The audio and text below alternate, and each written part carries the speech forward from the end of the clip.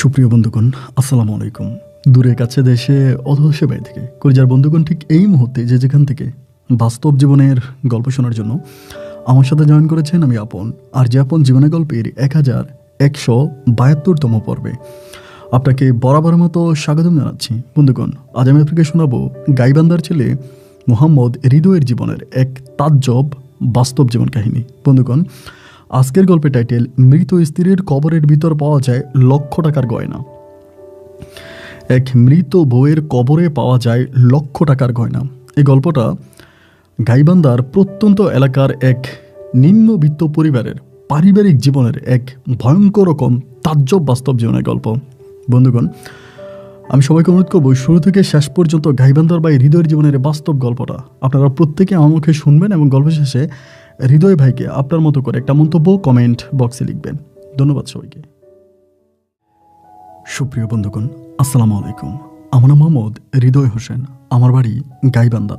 বন্ধুরা, আমি আমার জীবনের গল্পটা শুরু করার শুরুতে আপনাদেরকে আমার পরিবারের বিষয়ে জানিয়ে রাখি। আমার পরিবারে আমি আছি, আমার বাবা আছে, মা আছে, এছাড়া রয়েছে আমার দাদিমণি সহ আমার ছোট 3টা বোন।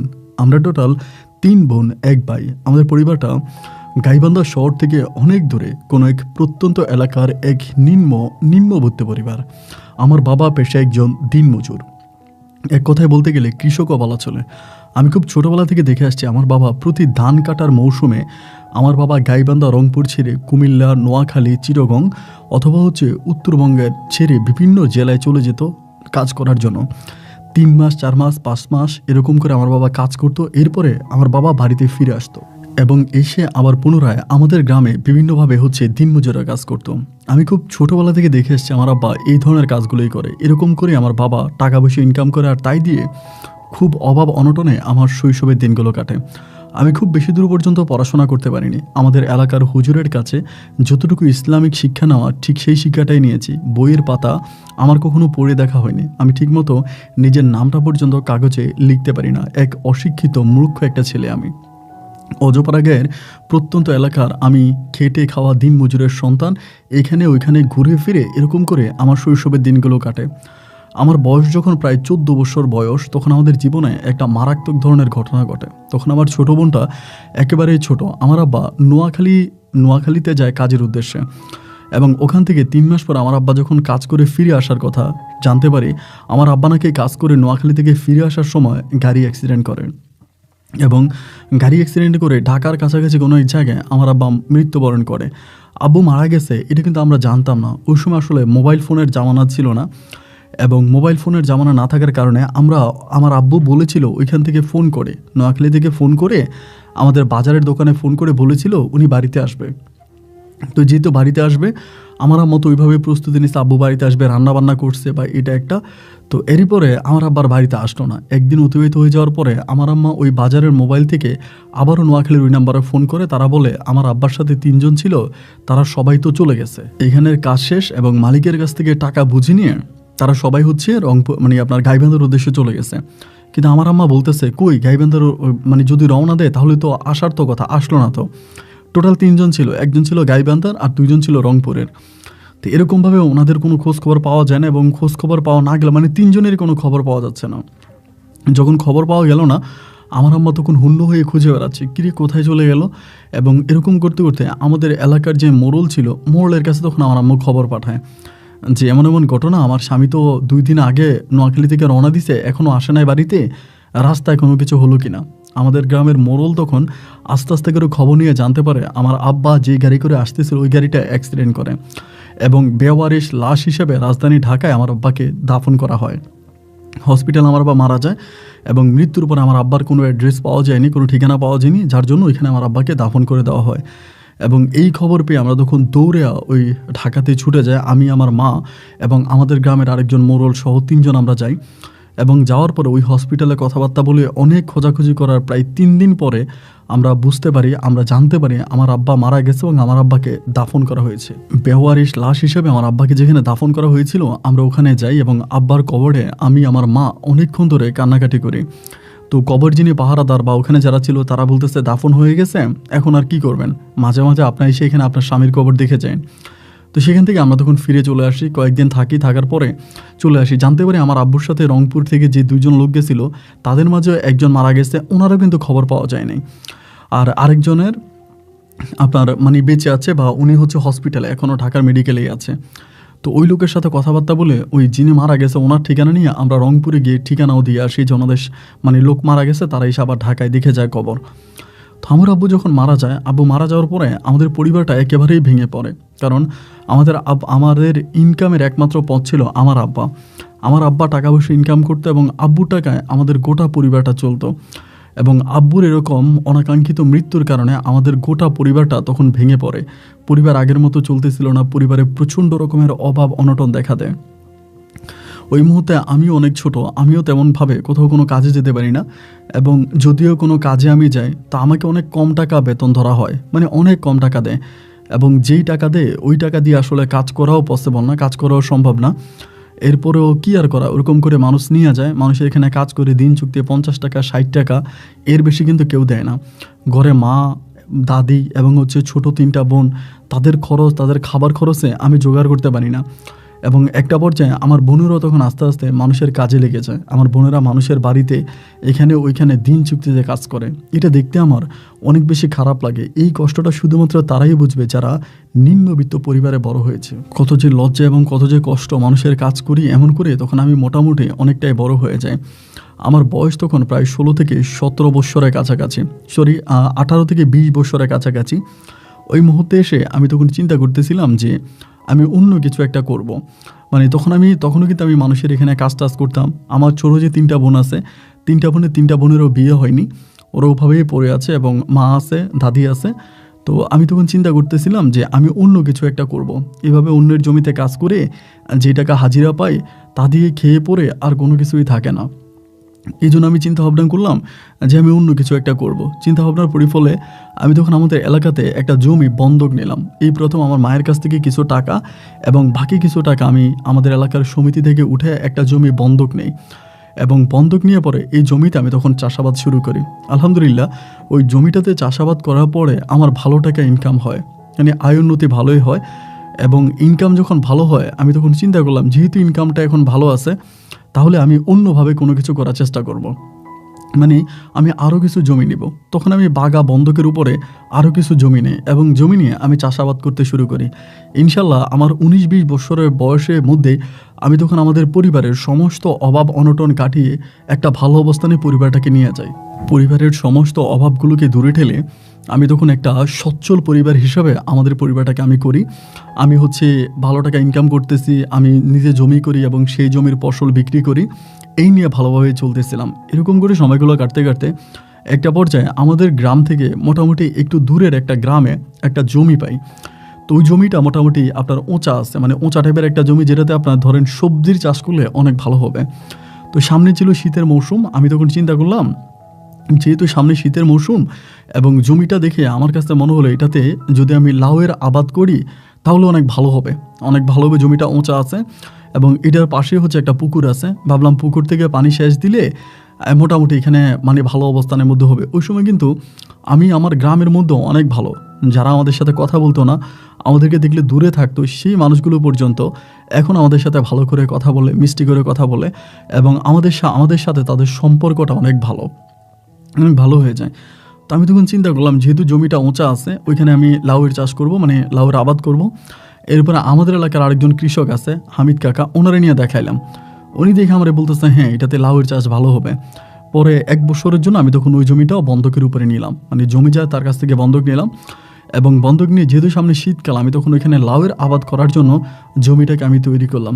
আলহামদুলিল্লাহ জমিটার পরিচর্যা ঠিকঠাক মতো করে আমি তখন ওখানে লাউয়ের বীজ লাগাই দিলাম। কিছুদিনের ভিতরে আমি আবার পুকুর থেকে পানি আনি বালতি দিয়ে পুকুর থেকে পানি উঠাই ওই লাউ গাছের মধ্যে দিই, বীজের মধ্যে দিই। আলহামদুলিল্লাহ এরকম করতে করতে কিছুদিনের মাথায় আমার লাউ গাছগুলো মাথার চারা দিয়ে উপরের দিকে ওঠে। তখন আমি আস্তে আস্তে করে বাঁশের চিল এটা ওইটা দিতে থাকি এবং একটা সময় আমি নারিকেল গাছের ঢাল কেটে চারপাশে এক ধরনের বেড়া, মানে বর্ডারের মতো দিই এবং মধ্যখানে তখন আমার লাউয়ের চাষটা আমি করতে থাকি। আলহামদুলিল্লাহ লাউয়ের আবারটা আমার এত ভালো হয় বলার মতো না, অনেক ভালো লাউ ধরে এবং ফুল ফল সব আমি অনেক ভালো পাচ্ছি। এইরকম করতে করতে সময়গুলো খুব ভালোভাবেই কাটতেছে। আমি ২টা ট্রাম লাউ বিক্রিও করলাম। ২টা ট্রাম বিক্রি করার পরে মোটামুটি খুব ভালোই হয়েছিল। এবং ৩য় ট্রামের সময় আমি কী করলাম, মানে লাউ যেদিন বিক্রি করার কথা, লাউ যেদিন উঠে বিক্রি করার কথা, বাজারে নেওয়ার কথা, ওই দিন আমার শরীরটা অনেক খারাপ ছিল। তো যার জন্য আমি ওই বাজারের আগের রাতে লাউ কাটি নাই। এবং লাউ না কাটার পরে আমার আম্মা বলল যে বাজার থেকে কোনো কিছু বাজার করে আনার জন্য মাছ, শাকসবজি এটা ওটা লাগবে। তো এরপরে আমি বাজারে গেলাম, বাজার থেকে কিছু বাজার সাজার করবো এই জন্য। এবং বাজারে যাওয়ার পর আমি দেখলাম রাহেলা বলে একজন মহিলা আছে, ওই মহিলাটা ৮-১০টা লাউ নিয়ে আসছে বিক্রি করার জন্য বাজারে। তো ওই লাউগুলো দেখার পরে আমার মাথায় তখন হঠাৎ করে চেড়ে বসলো, কিরে, মানে লাউগুলো দেখলে মনে হয় যেন আমার জমির লাউ। মানে ওই মহিলার বাড়ি যেখানে, ওই মহিলার বাড়ির পাশেই হচ্ছে আমার লাউ ক্ষেতটা, মানে আমার লাউ ক্ষেত। তখন আমি চিন্তা করলাম যে এই লাউগুলো মহিলা আনলো কোত্থেকে। পরে ওনারা আবার আমি চিনি, মাঝে মাঝে আমি লাউ গাছে পানি দিতাম, ওনার সাথে দেখা হইতো, কথা হইতো। এবং অনেক দিন আমি ওনাকে আমার লাউ গাছের যে ডোগা, মানে লাউ গাছের মাথাগুলো ওনাকে দিতাম উনি রান্নাবান্না করার জন্য। একটু গরিব মানুষ ছিল আর কি, রাহেলা খালা। পরে আমি বললাম যে খালা, আপনি লাউ নিলেন কোত্থেকে, এমনি বলছি। এবং উনি ওনার দিকে তাকানোর পরে আমি বুঝে গেছি যে লাউগুলো চুরির লাউ, কারণ উনি আমাকে দেখে চকরমকর করতেছে, কখনো এইদিকে তাকাচ্ছে, কখনো ওইদিকে তাকাচ্ছে, মানে কেমন জানি ওনার ভিতরে একটা চুরি চুরি ভাব আছে। যখন এরকম চুরি চুরি ভাব আছে আমি তখন বুঝে গেলাম যে লাউগুলো আমার জমির। পরে আমি বললাম যে খালা, লাউগুলো কোত্থেকে আনছেন? পরে আমার বলে এগুলো আমার বাপের বাড়ি থেকে আনছি। আমার বলে, আমি বললাম আপনার বাপের বাড়ি থেকে লাউ আনছেন, কিন্তু দেখে তো মনে হয় লাউগুলো আপনি একটু আগে কেটে আনছেন, এরকমটা মনে হচ্ছে। পরে উনি বলেছেন না না না, এগুলো আমি আমার বাপের বাড়ি থেকে আনছি, ৮-১০টা লাউ কিন্তু। তো আমার তখন আর এখানে বাজারে বেশি কথাবার্তা বাড়াইলাম না, আমি বাজার সাজার করলাম, বাজার সাজার করে বাড়িতে আসলাম মাগরিবের আগে। মাগরিবের আগে বাড়িতে আইয়া আমি তখন আমার টর্চ লাইটটা নিয়ে আমি লাউ ক্ষেতের দিকে রওনা দিলাম, যে আসলেই আমার লাউ ক্ষেত থেকে লাউ চুরি হয়েছে কিনা এটা জানার জন্য। ভাই, আমি যেটা ধারণা করলাম সেটাই ঠিক। আমি লাউ ক্ষেতে ঢুকে দেখি আমার লাউ ক্ষেতের অনেকগুলো লাউ কাটা, মানে লাউগুলো কেটে ফেলছে। এই লাউগুলো কাটা দেখার পরে আমি তখন রাহেলা খালার বাড়ির দিকে গেলাম, এবং বাড়িতে গিয়ে দেখলাম যে উনি ওনার উঠানের মধ্যে কী জানি করতেছে, কাজ করতেছে রাতের বেলা। পরে আমি বললাম, খালা, আপনি কি এই কাজটা ভালো করছেন? আপনি কি এই কাজটা ভালো করছেন? আপনি আমার জমির লাউগুলো এভাবে কাইটা বাজারে বিক্রি করে দিলেন। উনি আমার বলে, কে বললো আমি তোমার জমির লাউ কাটছি? আমি বলি, দেখেন, আপনি বাজারে বিক্রি করছেন, আমি হাতে নাতে আপনাকে ধরছি, এবং আমার জমিতে লাউ নাই। উনি আমাকে বলতেছে, ও, লাউ খেলি একমাত্র তুমিই চাষ করছো, লাউয়ের আবাদ আর কেউ করে নাই, শুধু তুমিই লাউয়ের আবাদ করছো? কে তোমারে বলছে আমি তোমার এখান থেকে লাউ নিছি? আমি তোমার এখান থেকে কোনো লাউটাও নিই নি। তো হাতে নাতে ধরা খাওয়ার পরেও উনি এরকম করে আমার সাথে জেরা করে যাচ্ছে, মানে তর্ক করে যাচ্ছে। তো ওনার যেহেতু মহিলা মানুষ, আমি ওনার সাথে তর্কে জড়ালাম না। তর্কে না জড়িয়ে ওই এলাকার যে সর্দার ছিল, আমি তখন সর্দারের কাছে গেলাম, এবং সর্দারের কাছে গিয়ে সর্দারে ডাকলাম। ডাইকা আমি সর্দারে তখন আমার জমিতে আনলাম। আইনা আমি টর্চ লাইট মেরে পুরো জমিটা দেখালাম যে দেখেন, এখান থেকে লাউ কাটছে। আমি লাউয়ের যে ডাটাগুলো ছিল ওই ডাটাগুলো দেখালাম যে এইভাবে আমার লাউগুলো কাটছে। তো সর্দার তখন আমারে বললো, একটা কাজ করো, আগামী দিন বিকেল 3টা বাজে তুমি আসো আমার কাছে। এর মাঝে আমি ওই মানে রাহেলারে বলবো, এবং বসে এটা একটা সিদ্ধান্ত হবে। পরে বিকেল 3টা বাজে আমি তখন ওই মেম্বারের বাড়িতে গেলাম। এরপরের দিন যাওয়ার পরে মেম্বার তখন মানে বাড়িতে আসে। পরে আমার বলে, হ্যাঁ বলছিলাম তো, চলো ওদের বাড়িতে চলো। এবার আমি এবং মেম্বার আরও কয়েকজন লোক, ওদের গ্রামের মেম্বার আরও কয়েকজনকে নিল সাথে করে। এবার রাহেলা খালার বাড়িতে গেলাম। যাওয়ার পরে দেখলাম ওনার বাড়ির মধ্যে উনি আগে চেয়ার দিয়ে রাখছে, তার মানে উনি নিজেই জানতো যে এখানে লোকজন আসবে। পরে এই জায়গার মধ্যে সবাই বসছে। বসার পর আমারে জিজ্ঞেস করলো, মেম্বারে বলতেছে, এই সর্দারে বলতেছে, কিও বলো কী হয়েছে? আমি তখন বললাম যে এই ঘটনা। সব কিছু বলার পরে তখন রাহেলা খালাকে যখন জিজ্ঞেস করা হলো, উনি বলে, না, আমি ওখান থেকে লাউ কাটি নাই। মেম্বার বলতেছে, আপনি বাজারে গতকালকে লাউ বিক্রি করছেন? মহিলা বলে, হ্যাঁ বিক্রি করছি। তা লাউ কোত্থেকে আনছেন? বলে, আমার বাপের বাড়ি থেকে। বলে, আমি খবর নিয়েছি আপনার বাপের বাড়িতে কেউ লাউয়ের চাষ করে নাই, লাউয়ের আবাদ আপনার বাপের বাড়ি থেকে কেউ করে নাই। এরপর উনি বলতেছে, আমি আরেক জায়গা থেকে কিনে আনছি। তো মেম্বার তখন বুঝে গেছে। বুঝে যাওয়ার পরে মেম্বার তখন বলল, আপনি যেহেতু লাউ এখান থেকে ওর লাউগুলো বিক্রি করছেন, তাহলে প্রতি লাউয়ের একটা কয়টা 10টা না 11টা লাউ ছিল, 11টা লাউয়ের একটা দাম নির্ধারণ করে বললো, আপনি ওকে এত টাকা ফিরিয়ে দেবেন। 3 দিনের মধ্যে ওর টাকা ওকে দিবেন যে টাকা লাউ বিক্রি করছেন। যদি না দেন তাহলে আমরা আপনার উপরে অন্য ব্যবস্থা নিব। এই কথা বলে ওখান থেকে তখন দরবার কারবার শেষ হয়ে গেছে। সবাই তখন যে যার মতো করে চলে গেছে। আমিও তখন আমার বাড়িতে চলে গেলাম, বাড়িতে চলে গেছি।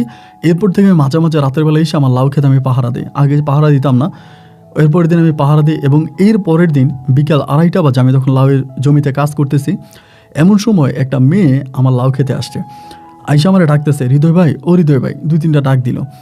এবং 2-3টা ডাক দেওয়ার পরে আমি তখন আসছি এবং আসার পর দেখলাম একটা মেয়ে মানে মোটামুটি সুন্দর আছে এবং গোমটা মাথা মানে ওড়না দিয়ে মাথার মধ্যে গোমটা দিয়ে আছে। পরে আমি বললাম যে আমি তো আপনাকে চিনি না, আপনি কে? তো আমারে বলতেছে আমি আপনি যে রাহেলা খালার ওই দিন দরবার করছিলেন না গতকালকে, আমি রাহেলা খালার মেয়ে, আমার নাম হচ্ছে রিপা। পরে আমি বললাম যে আপনার নাম রিপা, তো কেন আসছেন এখানে? যেহেতু রাহেলা খালার কথা বলছে আমি একটু রেগে গেছি, যেখানে কেন আসছেন? পরে বলতেছে ভাইয়া আমি একটু আপনার সাথে কথা বলবো, যদি কিছু না মনে করেন। আমি বললাম ঠিক আছে বলেন। বলে আপনি আমার আম্মার কাছ থেকে, আমার আম্মা আপনার লাউ বিক্রি করে যে টাকা নিয়ে গেছে, আপনি একটু সর্দারে বইলা ওই টাকাটা আরেকটু পিছনে নামান, আমাকে 15 দিনের সময় দেন, আমি 15 দিনের ভিতরে আপনার ওই লাউয়ের টাকাটা আমি পরিশোধ করে দিব। আপনি মেম্বারকে একটু মানে সর্দারকে একটু বলে দেন। আমি তখন বললাম না আমি তো 15 দিনের টাইম দিব না, 3 দিনের মধ্যে আমার লাউয়ের টাকা দেওয়ার কথা, 3 দিনের মধ্যে আমার লাউয়ের টাকা দিতে হবে। 3 দিনের জায়গায় 4 দিন হলে কিন্তু আমি মানবো না। পরে মেয়েটা এসে আমার পা ঝরায় ধরে কান্না করতে শুরু করছে যে ভাই আপনি আমাদের পারিবারিক অবস্থাটা বুঝেন না, কী কারণে আমার আম্মা টাকাটা নিয়ে গেছে এটা আমি জানি, আপনি প্লিজ মেহরবানি করে 15টা দিন সময় দেন, আমি 15 দিনের ভিতরে আপনাকে ম্যানেজ করে দিব। পরে আমি বললাম, যেহেতু পায়ে ধরে কান্নাকাটি শুরু করছে, আমি তখন বললাম যে আচ্ছা ঠিক আছে সমস্যা নাই, আপনি 15 দিন পরে দিয়েন। এই কথা বলার পরে এই কথা যখন হইলো মেয়ের সাথে কথা হলে পরে আমি বিকেলবেলা ওই আপনার সর্দারের বাড়িতে গেছি। সর্দারের বাড়িতে গিয়া সর্দার আমি জানাইলাম যে রায়লা খালার মেয়ে এরকম আমার কাছ থেকে 15 দিনের সময় নিছে, আমি ওরা 15 দিন সময় দিছি। মেম্বার একটু রেগে আমার বলতেছে আমরা সময় দিলাম 3 দিনের, আপনি দিচ্ছেন 15 দিনের, তা আপনার লাউ ক্ষেত, আপনার লাউ, আপনার টাকা আপনি বুঝেন, আমরা এই বিষয়ে কিছু বলবো না। এই কথা বললে মেম্বার মোটামুটি একটু খেপে গেল, আমার উপর রেগে গেল যে আমি কেন আর একটা ডেট নতুন করে দিলাম। পরে মেম্বার এখান থেকে চলে গেছে। এই কথার পরে আমি যখন চলে এসেছি বাড়িতে, এবং বাড়িতে এসে এরপর দিন আমি আবার লাউয়ের জমিতে গিয়ে কাজ করতেছি। এভাবে 3 দিন পরে আমি একটা জিনিস দেখি আমার কাছে খুব খারাপ লাগলো বলতে আমি দেখতেছি ওই রিপা যে মেয়েটা আছে, ওই মেয়েটা ওই সময় ধান গাছ, আপনার এখন তো আসলে ধানের আগাছা পরিষ্কার করা হয় না, ওই সময় ধান গাছ লাগাইলে জমির মধ্যে আগাছা পরিষ্কার করতে হতো। তো এই মেয়েটা আমি দেখলাম অন্য অনেকগুলো পুরুষের সাথে ওই জমিতে গিয়ে ধান গাছ মানে আপনার পরিষ্কার করতেছে, আগাছা পরিষ্কার করতেছে, এবং তার সাথে থাকা ওই লোকগুলো তারা খুব খারাপ ভাষায় ইঙ্গিত করতেছে, খারাপ ভাষায় কথা বলতেছে। যেহেতু ধরেন আপনারা যারা গ্রামের মানুষ তারা ভালো বুঝবেন, এই যে জমিতে যখন আগাছা পরিষ্কার করা হয় জমির মধ্যে বসে, তো ও এবং ওদের গ্রামের আরও 2-3টা যুবক ছেলে এগুলোর সাথে ওইখানে আগাছা পরিষ্কার করে। তো প্রথম দিন আমি জিনিসটা দেখলাম, আমি কোনো কিছু বললাম না, দেখলাম যে এইভাবে কাজ করতেছে দেখে আমি কিছু বললাম না। এবং এর পরের দিন একইভাবে দেখলাম মেয়েটা আবারও ওই জমিতে আগাছা পরিষ্কার করতেছে, মানে জমিতে কাজ করতেছে। এবং দ্বিতীয় দিন যখন জিনিসটা দেখলাম তখন আমার কাছে অনেকটা খারাপ লাগলো, মানে আমার ভিতরে একটা খারাপ লাগা কাজ করলো যে কী ব্যাপার, মেয়েটা এখানে এরকম করে কাজ করে কেন। দ্বিতীয় দিন যখন দুপুরবেলা সবাই খাবার খাচ্ছে, খাবার খাওয়ার পরে মেয়েটাও খাবার খাইছে, খাই দেখলাম যে আবারও কাজ করতেছে। আর যখন মেয়েটা জমিতে কাজ করে ভাই, আশেপাশের ছেলেগুলো খুব খারাপ ভাষায় ইঙ্গিত করে। আমার জমির পাশে তো আমি এগুলো কিন্তু শুনি, আমি যেহেতু লাউ ক্ষেতের ভিতরে কাজ করতেছি তো আমাকে তো আর দেখা যায় না, আমি লাউ ক্ষেতের ভিতরে কাজ করি, এবং লাউ ক্ষেতের বাইরে এই ছেলেগুলো মেয়েটার সাথে খারাপ কথা বলে, এবং কথাগুলো এরকম খারাপ যে তোরা টাকা দিব, এখানে কাজ করার দরকার কি, আমাদের কাছে রাতের বেলা আসিস, এখানে কাজ করবি কে, এখানে কাজ করে কয় টাকা পাবি, এইগুলো মেয়েটাকে বলে। এবং মেয়েটা কানের মধ্যে তুলো দিয়ে একরকম এই জমির আগাছা পরিষ্কার করে। সন্ধ্যা হয়ে গেল, সবাই তখন কাজ থেকে চলে গেল, এবং চলে যাওয়ার পরে সন্ধ্যার পরে আমি তখন এই রাহেলা খালার বাড়ির দিকে গেলাম। মানে রাহেলা খালা বাড়ির দিকে যাওয়ার পর আমি খালার ডাক দিলাম, উনি ভয়ে ঘর থেকে বের হয় না, উনি মনে করছে আমি টাকার জন্য আসছি। তো মেয়েটা মাত্র জমি থেকে গিয়া গোসল করে মনে হয় খাইতে বসছে, এবার খাবারটা ঠেলা আমার কাছে আসছে, ওর হাতের মধ্যে ভাত তরকারি দেখা যাচ্ছে। পরে আমি বললাম রিপা তুমি কি খাবার খাচ্ছ? বলে হ্যাঁ। খাবারটা খাও, আমি এখানে বসছি, খাবার খেয়ে আসো। বলে না ভাইয়া খাবার পরে খাবো, আপনি বলেন, আপনি যে টাইম দিছে ওই টাইমে আমি আপনাকে টাকা পরিশোধ করে দিব ভাইয়া। মানে ওই সময় একটা মেয়েও যদি মাঠে কাজ করতো 30 টাকা 40 টাকা দিন, 50 টাকা এর বেশি পাইতো না, মানে টাকা দিতে চাইতো না মানুষ আর কি। আর আমাদের এলাকাটা তো একটু নিম্নবিত্ত ছিল, ওখানে অনেক লোক আপনার পেট চুক্তিতে কাজ করতো, মানে পেট চুক্তি 3 বেলা খাওয়াইতো আর কাজ করতো, কোনো টাকা দিত না, এরকম অনেক লোকজন কাজ করতো। পরে আমি বললাম না তুমি খাবারটা খাও না, আমি বসছি উঠানে, তা তুমি খাবারটা খেয়ে আসো। এরপরে মেয়েটা আমাকে একটা টুল এনে দিল বসার মতো, টুলের মধ্যে আমি বসলাম, ও তখন খাবার খাইলো, খুব তাড়াতাড়ি খাইছে, এবং খাবার খেয়ে পরে আমার কাছে আসছে, আইসা আমারে বলতেছে যে হৃদয় ভাই আমি তো আপনারে বলছি টাকাটা পরিশোধ করে দিব, আর অল্প কটা দিন সময় দেন, এখানে টাকাটা পাইলে হয়তো 500 দিনের মধ্যে আমি আপনার টাকা দিয়ে দিব। আমি বললাম তোমরা কয় ভাই বোন? বলে আমরা 2 বোন আর আমি, আমার আম্মা। পরে বলে ভাই আসলে কি বলবো আপনারা জানেন কি না, আমার ছোটো বোনটা অনেক দিন ধরে অসুস্থ। মানে আমার ছোটো বোনটা এত অসুস্থ যে ওকে আমার আম্মা ডাক্তারের কাছে নিতে পারতেছিল না। আমার তো আব্বু নেই, তো আমার ছোটো বোনটাকে মূলত ডাক্তারের কাছে নিয়ে যাওয়ার জন্যই, ডাক্তার দেখানোর জন্যই আমার আম্মা আপনার জমি থেকে লাউ চুরি করছিল। ওই দিন আসলে কথাটা বলি না, আজকে বললাম ছোটো বোনটা খুব অসুস্থ, ওরে ডাক্তার দেখানোর জন্য আমার আম্মা লাউ ক্ষেত থেকে লাউ চুরি করে বিক্রি করছে। মানে এই কথাটা শুনে না ভাই আমার চোখে পানি চলে আসলো। হায়রে দুনিয়ার মানুষ, অনেকের কাছে কত টাকা পয়সা, অথচ নিজের মেয়ের চিকিৎসা করার জন্য উনি আমার লাউ বিক্রি করে আজকে উনি এরকম বিপদে পড়ছে। পরে আমি বললাম যে রিপা তুমি কি পড়াশোনা করো? আমার বলে না ভাই পড়াশোনা করি না। তাই আমি বললাম তুমি কি করতাম? বলে এমনি মানুষের বাড়িতে টুকিটাকি কাজ করতাম। তাই আমি বললাম মানুষের বাড়িতে টুকিটাকি কাজ করতে এখন করো না কেন? বলে ভাই মানুষের বাড়িতে টুকিটাকি কাজ করলে কবে আমি আপনার লাউয়ের টাকা ম্যানেজ করে আপনাকে দিব? আমি এই জন্য একটু কঠিনভাবে জমিতে গিয়ে কাজ করতেছি। আমি বললাম তুমি যে জমিতে গিয়ে কাজ করো, তুমি কি জানো এই জমিতে যদি কাজ করো মানুষ তোমাকে খারাপ কথা বলে, ছেলেরা তোমাকে ইঙ্গিত করে কথা বলে, খারাপ কথা বলে। তা এরকম যে খারাপ কথা বলে, তা তুমি এখানে কিভাবে কাজ করবা? বলে ভাই কি করব, গরিব মানুষ, বাবা রেখে চলে গেছে, এখন মাই তো আছে, মারে আর কত অপমান করাবো মানুষের কাছে বলেন। এই জন্য জমিতে কাজ করে যদি কয়টা টাকা হয় ওই টাকাটা আপনাকে দিয়ে আমি আমার মাকে ঋণমুক্ত করব। আমি তখন বললাম তুমি যদি জমিতেই কাজ করতে পারো তা তুমি তো আমার লাউ খেতেও কাজ করতে পারবা। পরে বলে আপনার লাউ খেতে কি আপনি আমার কাজে নেবেন? আমি বললাম তোমার একা নিব না, কালকে সকালবেলা তুমি তোমার মায়েরই নিয়ে আমার জমিতে এসো, আমি লাউ কাটবো সকালবেলা। বলে আচ্ছা ঠিক আছে, লাউ কেটে দিলে হবে? আমি বললাম হ্যাঁ লাউ কেটে দিলে হবে। এরপরের দিন আমি ওই সময় চলে আসছি বাড়িতে। এরপরের দিন সকালবেলা আমি লাউ কাটার জন্য গেছি জমিতে, গিয়ে দেখি রাহেলা খালা এবং তার মেয়ে রিপা আমার ওই লাউ ক্ষেতের পাশে দাঁড়ায় আছে। পরে আমি বললাম যে চলো সবাই মিলে লাউ কাটি।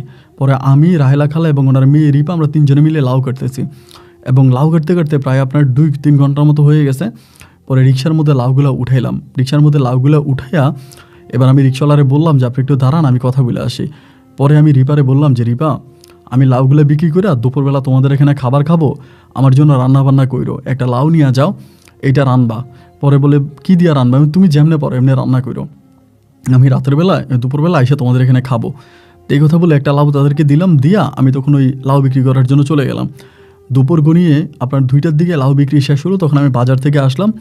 আসার পরে রিপাদের ঘরে ঢুকলাম, ঢুকে দেখি মানে আমার জন্য তারা মাছ দিয়ে লাউ দিয়ে রান্না করছে। পরে আমি বললাম যে রিপা তা মাছ পাইলা কই? বলে ভাই কি বলবো, আপনি তো আমাদের এখানে খাবেন, তা মানে আমাদের তো মেহমান আপনি, এই জন্য আমরা সর্দারের বাড়ি থেকে আমার আম্মা চেয়ে একটা মাছ নিয়ে আসছে, সর্দারের পুকুর থেকে মাছ ধরছে, তো ওইখান থেকে আমার আম্মা চেয়ে একটা মাছ আনছে, ওইটা আপনার জন্য লাউ দিয়ে রান্না করছিলাম। পরে আমি বললাম ঠিক আছে চলো খাবার খাই। খাবার টাবার খেয়ে আমি রিপারে বলতেছি রিপা তোমার আর আমার ওই টাকাটা দিতে হবে না, আমার ওই টাকা দেওয়া লাগবে না, তুমি আমার মাঝে মাঝে আমার তো লাউ খেতটা দেখো, আমার লাউ খেতে মাঝে মাঝে যাইও কাজ টাজ করো, বা তোমার আম্মারই নিয়ে আমার লাউ খেতটা দেখাশোনা করো, আর আমার ইয়ে করতে হবে না, মানে তুমি আর মানুষের সাথে এভাবে জমিতে কাজ করো না, কাদা মাটি নিয়ে কাদা মাইকা শরীরে এভাবে কাজ করো না, এটা আমারও দেখতে খারাপ লাগে। ও তখন একদম কান্না করে দেয়, মানে চোখের পানি ফেলে দেয়। মাই আমি বললাম তো এই গল্পটা শুধু তারাই বুঝবে, আমার কষ্টটা তারাই বুঝবে যারা নিম্নবিত্ত পরিবারে জন্মগ্রহণ করছে। তো ওই কান্না করে ওর মাও কান্না করে। আমি তখন বললাম কান্না করা লাগবে না, আচ্ছা ঠিক আছে সমস্যা নেই, আমার টাকা দিতে হবে না।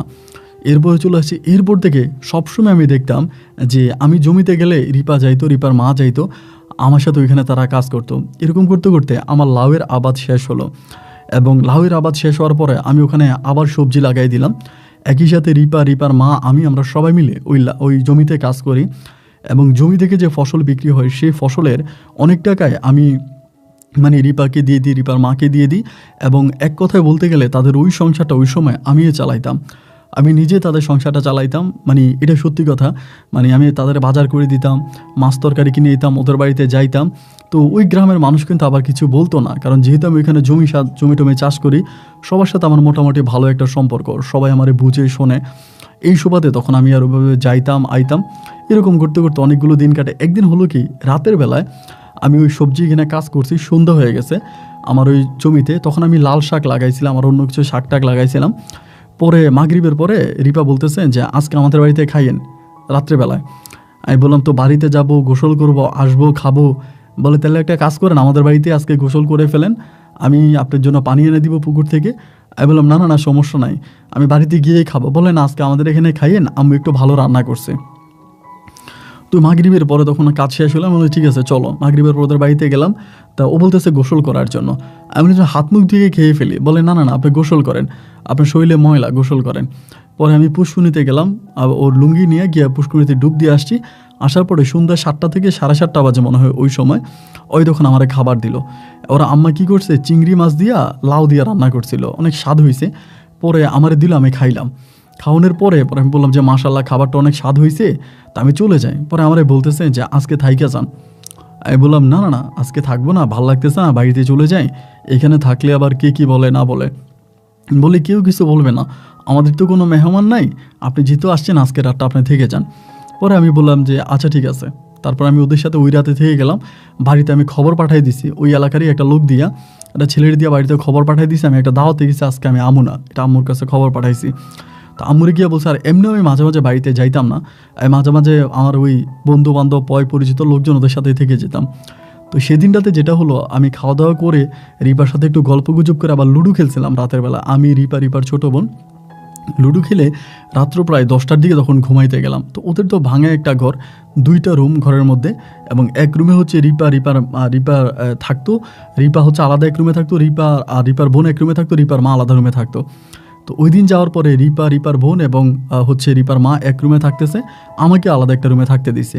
তা আমি ওই রুমের মধ্যে শুয়ে আছি। হঠাৎ করে আমি মানে এভাবে একটা ছোট জানালা আছে আর কি, জানালা বলতে ওই অত ভালো জানালা না, ভাঙা জানালা। তো ভাঙলা জানালার দিকে তাকায় দেখতেছি চাঁদের আলো পড়তেছে আকাশ থেকে। আপনার শীতের কালে আবার চাঁদের আলোটা অনেক সুন্দর দেখায়। দেখলাম যে ওইখানে পুকুর, তাদের যে পুকুরও আছে, ওই পুকুর পাড়ের ভিতরে রিপা বসে আছে। দেখে না ভাই এতটা ভাল লাগতেছে বলে বোঝানো যাবে না। আমি দূর থেকে মানে ঘর থেকে দেখলাম, দেখে আমি তখন বেরিয়ে আসলাম। বেরিয়ে এসে আমি তখন বললাম রিপা বলে তো লাফ দিয়ে উঠছে, ভয় পেয়ে গেছে। আমি বললাম এ তো রাতের বেলায় এইখানে বসে আছো, ঘটনা কি, তোমার কি মন খারাপ? পরে বলতেছে না না না, মন খারাপ তো না, এমনিই বসে আছি। আমি বললাম তো কি, এমনি কেন বসে আছো? বলে এমনিই বসে আছি, বসবেন? আমি বললাম আচ্ছা বসি একটু। তো বসলাম। তো আস্তে আস্তে বাতাসও বইতেছে, মানে শীতকালটা চলে যাচ্ছে এরকম একটা, ঠিক এখনকার সময়টা আর কি, এই সময়টার মতো। শীতকাল চলে যাচ্ছে, গরমকাল আসতেছে, এরকম একটা সময়। পরে আমি বললাম যে রিপা একটা কথা জিজ্ঞেস করবো, রাগ করবা? বলে না না না, রাগ করবো না, বলেন। আমি বললাম তুমি কাউরে ভালোবাসো? পরে আমার দিকে তাকে একটা হাসি দিচ্ছে, হাসি দিয়া বলতেছে 3 বেলা ভাত খাওয়ার যার সমার্থ নয় সে আবার কাউকে ভালোবাসবে? আমার মতো মেয়ের কে ভালোবাসবে বলেন, যার মা কিনা লাউ চোর। আমি তখন বললাম ধুরু, এরকম করে বলতেছো কেন? আমি তো তোমার মাকে এরকম করে কখনোই দেখি নাই। হয়তো তখন আমার রাগ হয়েছে, উনি আমার কাছে মিথ্যে বলছে এই কারণে, বাট এটার জন্য তো আমি তোমার কাছে ক্ষমা চাইছি। আমাকে বলে যে না, আপনার উপর তো আমার কোনো রাগ অভিমান কোনো কিছুই নাই, আপনি যেটা করছেন ঠিকই করছেন। আমার আম্মা লাউ কেন চুরি করবে, তা আম্মু ভালো করে নাই। আমার বোন মরে গেলেও তার লাউ চুরি করা ঠিক হয় নাই। তাই আমি বললাম আচ্ছা ঠিক আছে, তো রিপা তোমার একটা কথা বলি। পরে বলে হ্যাঁ বলেন। আমি বললাম আচ্ছা তুমি তো দেখতে শুনতে অনেকটা ভালো, অনেকটা সুন্দরী, তাই এই পর্যন্ত কি কোনো ছেলে তোমাকে প্রপোজাল দেয়নি তোমাকে ভালোবাসার জন্য? ও বলে ভালোবাসার জন্য কোনো প্রপোজাল আমি এই পর্যন্ত পাই নাই, তবে শোয়ার জন্য অনেক প্রপোজাল পাইছি। আমি বললাম যেমন? পরে বলতেছে আমার সাথে এক রাত থাকবে, আমার টাকা দিবে, এরকম অনেক প্রস্তাব পাইছি, কিন্তু কেউ আমারে বিয়ে করবে, ভালোবাসবে এরকম প্রস্তাব কারো কাছে পাই নাই। কথাটা শোনার পরে না আমি ওর মুখের দিকে তাকায় আসছি, এবং অবুঝ চেহারাটার দিকে তাকায়া আমার তখন চোখের পানি চলে আসছে। আমি বললাম রিপা তোমার আমি একটা কথা বলতে চাই, যদি রাগ না করো। বলে রাগ করবো না। আমি বললাম আমি তোমাকে বিয়ে করলে তুমি আমার কাছে বিয়ে বসবা? ওই তখন মাথাটা নিচের দিকে তাকায় একদম লাল হয়ে গেছে। আমি বললাম কী ব্যাপার, আমার দিকে তাকায় কথা বলো, আমি যদি তোমাকে বিয়ে করতে চাই তা তুমি কি আমারে বিয়ে করবা? ও তখন আমারে বলতেছে যে আপনি আমারে কেন বিয়ে করবেন, আমি তো আসলে একেবারে গরিব মেয়ে, আমার তো কিছুই নেই। আমি বললাম তোমাদের থেকেও তো আমরাও গরিব, আমি তো আর অত বড় লোক না, খুব ছোটোবেলায় বাবাকে হারাইছি, বাড়িতে আমার বিয়ের বয়সে 3টা বোন আছে এবং মা আছে, দাদি আছে, ওদেরকে নিয়ে খুব কষ্টে আমার সংসার চলে, আমিও কিন্তু বড় লোক না। আর আমি বিয়ে করলে তোমার মতো ফ্যামিলির কোনো মেয়েরই বিয়ে করতে পারবো, এর চেয়েও ভালো কোনো ফ্যামিলিতে যেতে পারবো না। ও আমাকে বলে ঠিক আছে, আপনি যদি আমাকে বিয়ে করতে চান তাহলে তো আমি কখনোই মানা করব না, কারণ সত্যিকার অর্থে আমার দৃষ্টিতে আপনি অনেক ভালো মনের একজন মানুষ, আপনি আমাকে বিয়ে করতে চাইলে আমি আপনাকে বিয়ে করতে রাজি আছি। ওর এই কথাটা শুনে জীবনে এই প্রথম আমি কারো হাত ধরলাম, এবং ওর হাতটা ধরার পর ওর হাতটা তখন একেবারে এরকম করে কাঁপাকাঁপি করতেছে। আমি বললাম কী ব্যাপার? ও বলে কেউ কোনো দিন এরকম করে আমার হাত ধরেনি তো। আমি বললাম তোমার মাথাটা কি একটু আমার বুকের মাঝে রাখবা? আস্তে করে ওর মাথাটা আমি আমার বুকের মধ্যে রেখে আমার হাত দিয়ে ওর মাথার চুলগুলোকে নেড়ে দিচ্ছি। আলতো করে ওকে আমি আমার বুকের মাঝে জড়িয়ে ধরলাম। মনে হলো পৃথিবীর সব সুখ শান্তি বুঝি এই জায়গায় এসে ভিড় করেছে। আমি আকাশের ওই ঝুলন্ত চাঁদটার দিকে তাকিয়ে আছি, সাগর আপনার পুকুরের পানির দিকে তাকিয়েছি, আর ওকে বুকে জড়িয়ে ধরে আমি যেন অন্য কোনো রাজ্যে হারিয়ে যাচ্ছি। কখন দেখতে দেখতে হঠাৎ করে হুজুর ফজরে আজান দিয়ে দিল, বুঝতেই পারলাম না। ফজরে আজান দেওয়া মাত্র তখন বলতেছে, এখন তো অনেকে উঠে যাবে, আপনি চলে যান, ঘরে যান, আমিও যাই। পরে আমি বললাম যে না, ফজরে আজান দিয়ে দিছে যেহেতু আমি বাড়ির দিকে চলে যাই, এখন আর আমি এখানে থাকবো না। পরে আমার বলেন, না এখনই চলে যাবেন, মানুষে কি বলবে?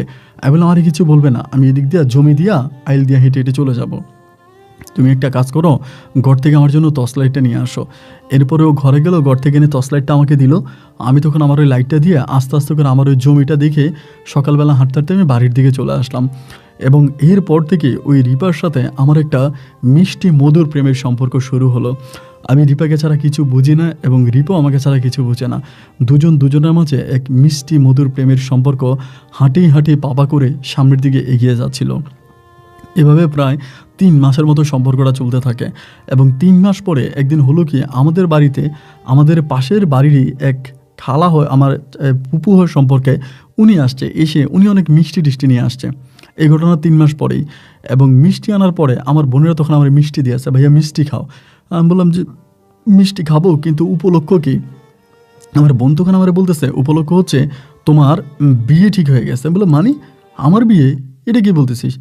তুই কী কথাবার্তা বলছিস? আমার বিয়ে? বলে হ্যাঁ, তোমার বিয়ে ঠিক হয়েছে, এর লেগে তো মিষ্টি আনছে, দেখো না, মিষ্টি খাও।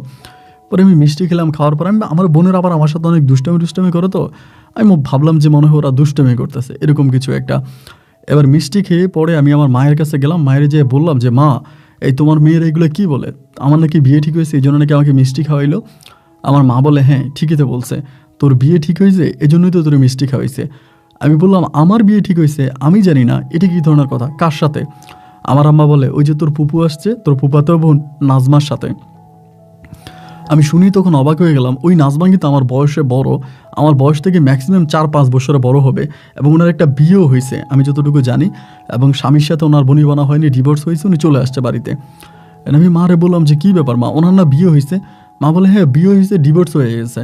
তাই আমি বললাম তুমি কি আমার সাথে দুষ্টমি করতেছো না সিরিয়াসলি বলতেছো? মানে মা যে আমাকে এগুলো বলতেছে আমি এটাও বিশ্বাস করতেছি না। মানে আমার কাছে মনে হয় যে আমার মাও মনে হয় আমার সাথে দুষ্টমি করতেছে, এরকম কিছু একটা।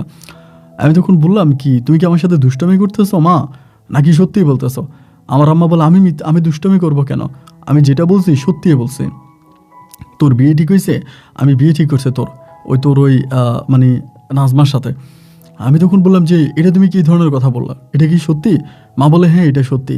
এবার আমি আস্তে আস্তে দাদির ঘরের দিকে গেলাম, এবং দাদির ঘরে গিয়ে আমি তখন ডিটেলসে জানতে পারি আজকে 1 সপ্তাহ ধরে এই বিষয় নিয়ে কথাবার্তা হইতেছে, কিন্তু মা আমাকে এই বিষয়টা বলে নাই, মা আমাকে এই বিষয়টা জানায় নাই। কিন্তু 1 সপ্তাহ ধরে এই রাহেলা মানে আপনার ওই নাজমা আন্টির মেয়েরই নিয়ে মানে ওই যে নাজমারে নিয়ে আমার এর ধরনের কথাবার্তা চলতেছে, আমার ওই ফুফাতো বোনকে নিয়ে।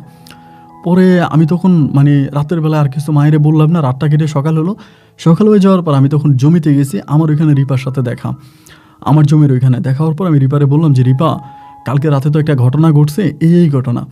অ্যান্ড রিপা ঘটনাটা শোনার পরে মানে কথাটা শোনার পরে ও কিছুই বললো না, জাস্ট মুচকি হাসি দিল।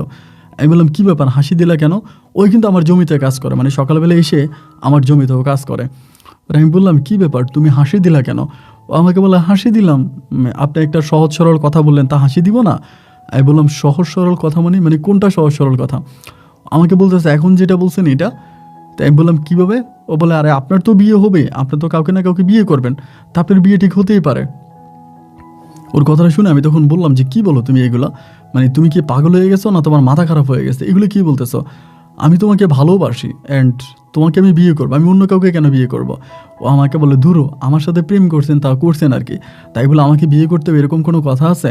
আর আপনি আমাকে কেন বিয়ে করবেন? আপনি আমার থেকেও ভালো কোনো ফ্যামিলির মেয়েরে বিয়ে করবেন। মুহূর্তের মধ্যে ওর হাতটা ধরে আমি তখন অনেক ইমোশনাল হয়ে কান্নাই করে দিলাম। আমি বলতেছি দেখো রিপা, তুমি কি মনে করো সেটা আমি জানি না, এবং আমাকে নিয়ে তোমার চিন্তা ভাবনা কি এটাও আমি বুঝি না, কিন্তু সত্যি কথা বলতে কি জানো, আমি তোমাকে পছন্দ করি, আমি তোমাকে ভালোবাসি, এবং জীবনে যদি বিয়ে করতেই হয় তাহলে আমি তোমাকেই বিয়ে করব। আমাকে বলে এটাই যদি হয়ে থাকে তাহলে আপনার আম্মাকে আপনি বলেন না কেন ওই মেয়ের সাথে আপনার বিয়ে যাতে ঠিক না করে আপনি আমাকে বিয়ে করবেন, এটা আপনি আপনার মাকে বললেই তো পারেন। আমি বলছি হ্যাঁ আমি আজকেই বলবো, তা তুমি কাজ করো। ও বলে পরে যেয়ে বললেন, বললাম যে না আমি এখনই যাব। আমার হিসাবটা হচ্ছে আবার কবে বিয়ের সাথে সব ঠিক হয়ে যায়, সব কিছু ঠিকঠাক হয়ে যায়, এরপর যদি আর বিয়ে পিস নামানো না যায় এই ভয়ে আমি বললাম যে না আমি এখনই যাব। তো এরপর আমি গেলাম বাড়িতে, এবং বাড়িতে যাওয়ার পর আম্মা আমারে বলে কী রে, আমি বললাম যে মা আমি কিন্তু নাজমারে বিয়ে করবো না। মা আমারে বলছে বিয়ে করবি না মানে, কেন বিয়ে করবি না? আমি বলে আমার একটা পছন্দ আছে। মা আমার বলে কিসের পছন্দ? আমি বললাম যে মা এমন এমন আমি অমুককে বিয়ে করব, ওই গ্রামের মেয়ে রিপা। এইটা বলার পরে মা তখন আমার দিকে অনেক বড় বড় চোখ করে তাকে বলতেছে আগে তো লোকে বলতো আমি তো বিশ্বাস করতাম না, এখন তো আমি বিশ্বাস করছি, আমার তো এখন বিশ্বাস হয়ে গেছে, আগে তো আমি বিশ্বাস করতাম না। আমি বললাম কি বিশ্বাস করতাম না আগে, আর এখন বিশ্বাস হয়েছে কি? আমার মা বলে কি মানে, মানুষ আমাকে আগে বলতো যে তুই এটা করিস ওইটা করিস, এই জায়গায় প্রেম করিস, ওই মেয়ের বাড়িতে যাস, মেয়ের বাড়িতে মায়ের বাজার করে খাওয়াস, তাদেরকে টাকা পয়সা দিয়ে দেস, এবং তাদের সাথে তোর ভালো সম্পর্ক, ওই বাড়িতে তুই রাতের বেলায় থাকস। অনেকেই তো আমাকে বলতো, আমি তো এগুলো বিশ্বাস করতাম না, কিন্তু আজকে আমি বিশ্বাস করতে বাধ্য হলাম যে আসলে ওই মেয়ের সাথে তোর অবৈধ সম্পর্ক আছে। আমি বললাম মা যদি অবৈধ সম্পর্কই থাকতো তাহলে তোমাকে বিয়ের কথা বলতাম না, যেহেতু আমি ওকে বিয়ে করতে যাচ্ছি তাহলে এখানে কোনো অবৈধ সম্পর্ক নাই, আমি ওকে বিয়ে করতে যাচ্ছি এবং তুমি ওর সাথে আমার বিয়ে করাই দাও।